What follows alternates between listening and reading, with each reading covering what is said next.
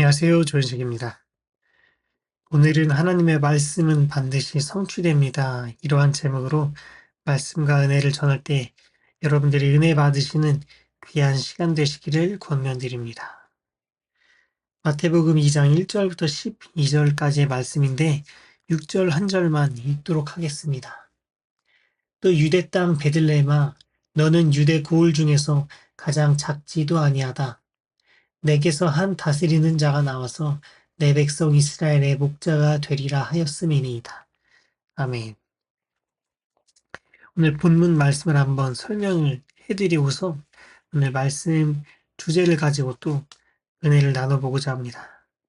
오늘 본문 말씀의 전체 배경은 동방 박사들이 별을 보고서 유대인의 왕으로 나시는 예수님에게 경배를 하러 오는 내용입니다. 그 과정 가운데 헤롯이 유대인의 왕이 어디서 나는지 이렇게 찾는 이야기도 나오고, 그리고 헤롯이 동방 박사들에게 찾으면 본인에게 알려달라고 하는 이야기도 나오고, 또 그 이야기를 들었지만 동방 박사들은 꿈에서 헤롯에게 가지 말고 헤롯에게 가지 말라고 하는 그런 이야기도 나오고, 2장 1절부터 12절까지의 말씀 가운데 많은 이야기가 담겨 있어요. 그런데 이 본문 말씀의 가장 핵심이 되는 구절은 2장 6절 말씀입니다. 한 번만 더 읽어보도록 할게요. 또 유대 땅 베들레헴아 너는 유대 고을 중에서 가장 작지도 아니하다. 내게서 한 다스리는 자가 나와서 내 백성 이스라엘의 목자가 되리라. 이 말씀은 마태복음에 기록되어 있긴 하지만 가장 먼저 선포되거나 기록된 말씀은 아닙니다. 이 말씀이 동일하게 가장 먼저 기록된 말씀은 미가서를 통해서 우리가 발견할 수 있습니다. 미가 선지자가 하나님으로부터 계시를 받아서 가장 먼저 한 말씀이고, 마태복음 2장 6절에 기록된 말씀은 미가서에 기록된 말씀을 재인용해서 다시 한번 기록된 말씀입니다. 배경이 이래요. 헤롯이 유대인의 왕이 난다는 것을 듣고서 동방 박사들에게 듣고서 대제사장과 백성의 서기관들을 모아서 그리스도가 어디서 나겠느냐, 어디서 태어나느냐 이렇게 한번 물어봅니다. 그래서 대제사장들과 그리고 백성의 서기관들이 이렇게 대답해요. 미가서에 적혀있는 이 말씀을 가지고 와서 유대 베들레헴 이웃이 선지자로 이렇게 기록되었습니다. 미가 선지자로 이렇게 기록되었습니다. 그리고 제가 읽은 말씀이 나오는 거예요. 유대 땅 베들레헴 너는 유대 고을 중에서 가장 작지도 아니하다. 내게서 한 다스리는 자가 나와서 내 백성 이스라엘의 목자가 되리라. 미가 선지자는 예수님을 이야기한 거예요. 오랜 시간이 지난 후에 이것이 예수님이구나 하는 걸 우리가 발견할 수 있습니다. 그래서 오늘 하나님의 말씀은 반드시 성취됩니다. 이러한 제목과 주제로 여러분들에게 말씀을 전할 때 말씀 가운데 신비한 비밀과 은혜를 발견하고 소유하시기를 권면드립니다. 첫 번째입니다. 마귀는 우리의 희망, 소원, 말씀을 빼앗아갑니다. 하나님은 미가 선지자에게 주셨듯이 그리고 우리에게도 말씀과 은혜를 똑같이 주십니다. 동일한 말씀이에요. 동일한 은혜예요. 그런데 미가 선지자는 들은 말씀을 선포하였고 시간이 지나서 대제사장들과 서기관들을 통해서 그 말씀을 다시 한번 읽고서 이 말씀이 성취되었다라는 것을 우리도 발견할 수 있고, 그 시대 헤로당과 많은 사람들도 똑같이 느낄 수가 있었을 것입니다.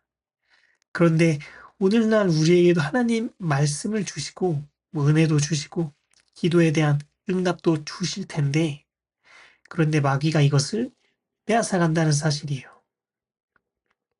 말씀은 동일한데 빼앗아간다는 사실이에요. 우리가 하나님의 말씀을 듣고서 우리의 심령 가운데 잘 소유해야 됩니다. 그렇지 않으면 마귀가 와서 우리에게 주신 말씀을, 우리에게 주신 은혜를, 우리에게 주신 응답을 빼앗아갑니다. 시간이 지날수록 점차 희미해지고 사라지면서 결국에는 없어져 버려요. 그러나 하나님의 말씀은 반드시 성취됩니다. 예수님께서 갈릴리 호수를 건너자고 제자들에게 이야기하였습니다.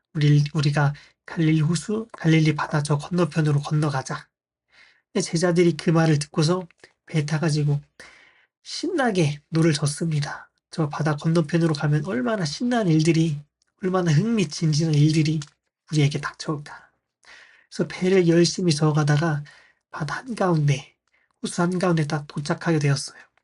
그런데 그때 갑자기 폭풍우가 불어치고 바람이 몰아치고 파도가 막 일렁이고 배가 뒤집어지려고 합니다. 그래서 제자들이 예수님에게 예수님 우리 어떡합니까? 예수님 우리 살려주세요. 막 소란스럽게 예수님을 깨우기 시작합니다. 그런데 예수님께서 그 말을 들으시고 잠잠하라 이렇게 말씀하십니다. 잠잠하라. 그리고 제자들에게 내가 저 건너편으로 가자고 하지 않았느냐. 우리가 이 말씀을 들으면서 한번 생각해 봐야 돼요. 예수님, 하나님 어떤 분이시죠? 세상을 말씀으로 창조한 분이십니다. 말씀으로 창조하셨어요.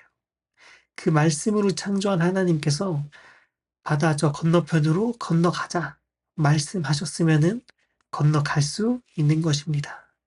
바람이 불어도 건너갈 수 있는 것입니다. 파도가 쳐도 건너갈 수 있는 것입니다. 배가 뒤집어져도 건너갈 수 있는 것입니다. 왜? 세상을 말씀으로 창조한 하나님께서 그 폭풍우 치는 그 바다를 못 넘어가겠습니까? 파도가 막 일렁이는 바다를 못 넘어가겠습니까? 하나님께서 건너가자 말씀하시면은 건너갈 수 있는 것입니다. 그런데 제자들은 말씀을 듣고서 희미해졌어요. 점점 사라졌어요. 그런데 이것은 제자들의 의도나 의도가 아니라 이것은 마귀가 말씀을 빼앗아간 것입니다. 건너가자고 한 그 말씀을 빼앗아간 거예요. 사라지게 만든 거예요. 희미하게 만든 거예요. 그런데 우리가 신앙생활 하면서 말씀을 듣고 우리 가운데 소유하였으면은 마귀가 우리의 말씀을 언제든지 빼앗아갈 수 있구나. 이것을 기억해야 됩니다. 마귀는 하나님께서 우리에게 주신 그 말씀을 그냥 그대로 두게끔 우리를 내버려 두지 않아요. 빼앗아가려고 해요. 사라지게 만들려고 해요. 그런데 우리는 하나님 말씀을 지켜서 소유해야 합니다. 두 번째입니다.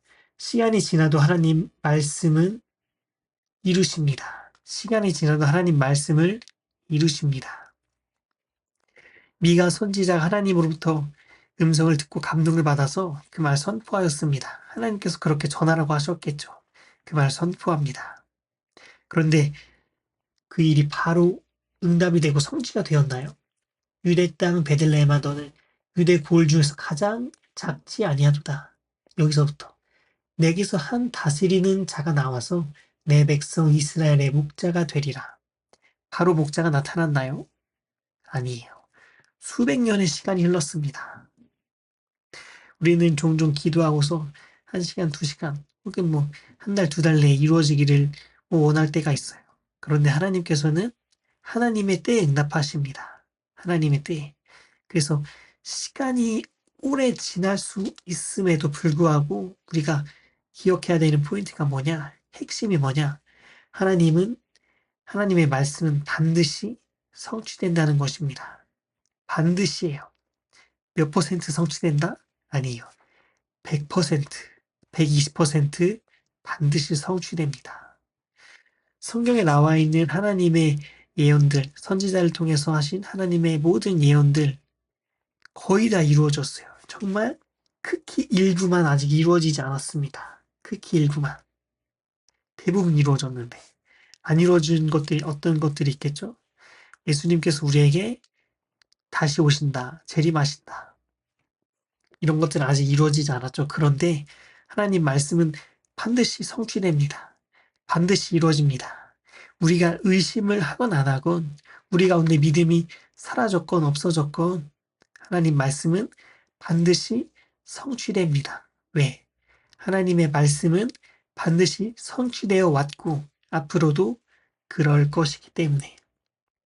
그래서 우리가 모든 말씀이 이루어진다는 것을 믿고 그런데 말씀에서 끝나는 것이 아니라 나에게 주신 하나님의 감동, 하나님의 은혜, 하나님 안에서 우리가 기도한 기도의 제목들을 응답해 주신다는 그 말씀.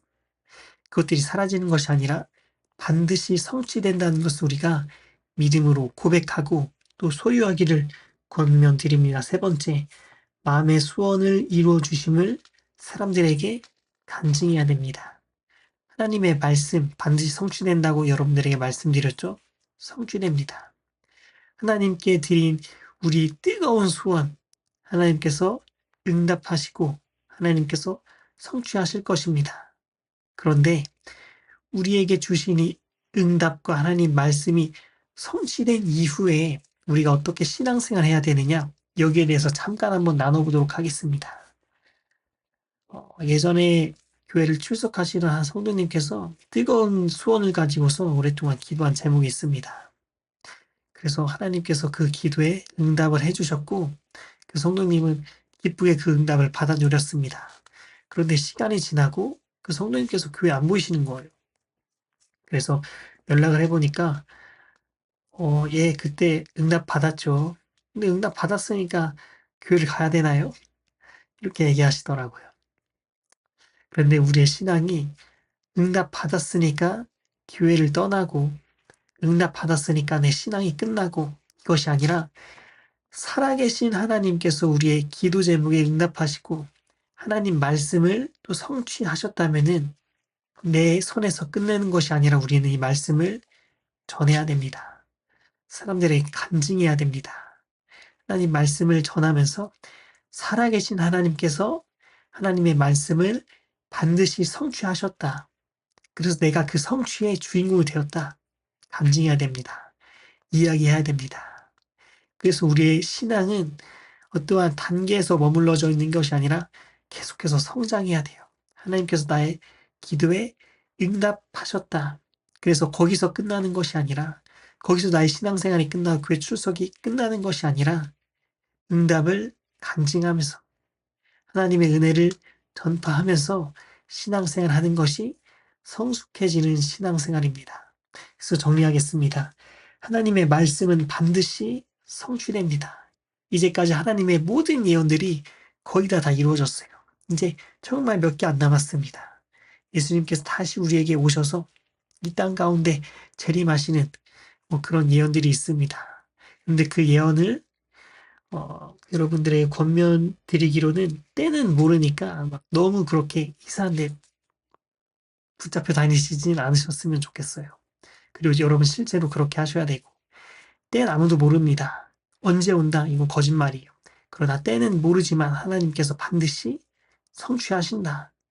말씀하신 그 말씀을 반드시 성취하신다. 우리 가운데 오신다. 그리고 두 번째로 시간이 지나도 하나님 말씀은 반드시 이루신다. 네가 기도했던 것, 내가 하나님 안에서 뜨거운 소원을 품었던 것, 시간이 지나도 반드시 응답하신다. 이 믿음을 가지고 조금만 더 기다려보세요. 하나님께서 반드시 반드시 응답하실 것입니다.